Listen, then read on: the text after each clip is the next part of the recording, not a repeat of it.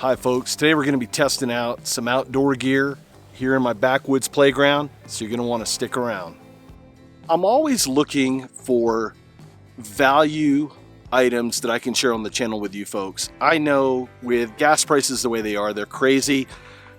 A lot of folks have a limited amount of disposable income, so I'm trying to find good quality gear that I can share with you folks that's affordable, where folks can go out, use the gear, have a good time in the woods.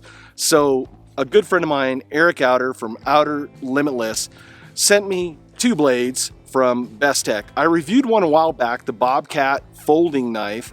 I'll leave a link in the video description below on that blade. I really like that blade. It's a good value for the money. I highly suggest that if you're looking for a folder to check that out. He also sent me a fixed blade knife called the Hedron. And I was thinking about this. This would be a great utility knife if you're backpacking. And right now is the perfect season. There's hundreds of people that are through hiking out here in the West on the Pacific Crest Trail. And I thought this would be a great knife to share with folks that are ultralight backpacking. You're doing excursions out into the backcountry. You don't want a heavy knife. And I thought I would break it down today, show you some of the uses and things that you could do with this blade, the functionality. But first, as always, we're going to cut away. I'll show you the ins and outs. We'll do the specs rundown on this blade. Then we'll come back for some practical application. I always get excited when I'm talking about hiking, camping, gear. It's just a fun, zany, crazy day. I'm glad you can join me. The video starts now.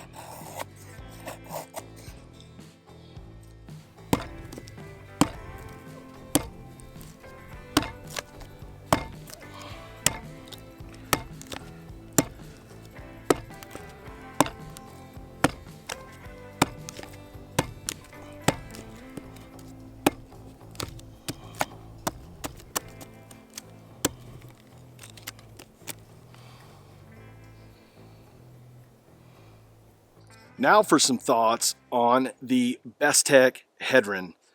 Now, as I was doing this video and kept reading the name Hedron, I kept thinking, and I'm an 80s kid. I graduated high school in 83, right as MTV started.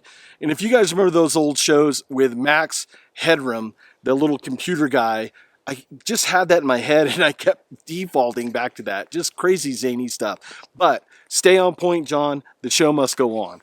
So the Bestech Hedron, let's talk about the sheath. First off, it is a, I'm not sure if it's Kydex, but it's some form of Kydex or plastic. Has a really tight interference fit. You guys can hear it click in there.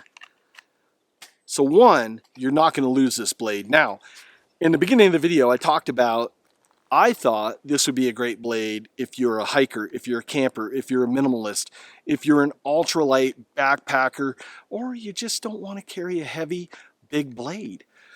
This might be an item for you, and I always try to keep stuff out there that is value, is functional. First off, let's put the sheath away here for a minute. Let's talk about it. Drop point design. You guys know I love drop point designs. I think that it adds, one, a little bit of strength to the blade, especially down in the tip area. Next, it has a flat grind. Now, you guys know that I'm a big fan of two style of grinds. I like a high saber grind and I like a flat grind. There's folks out there that like their hollow grinds. God bless you.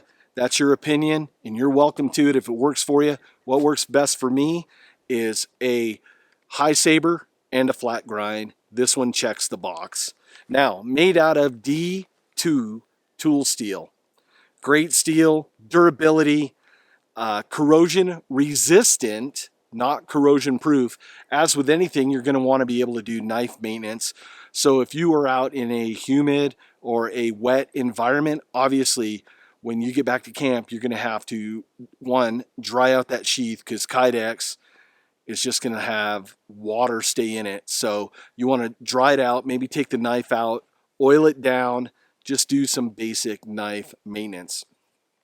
Thickness of the blade, it is 0.118, which is not bad. I think that's a perfect thickness for this style of blade. The overall length of this blade is going to be a little over 8 inches long, 8.2, and then the blade length is a 3.78, and I think that works good for, like I said, ultralight backpacking, trail hiking, and such.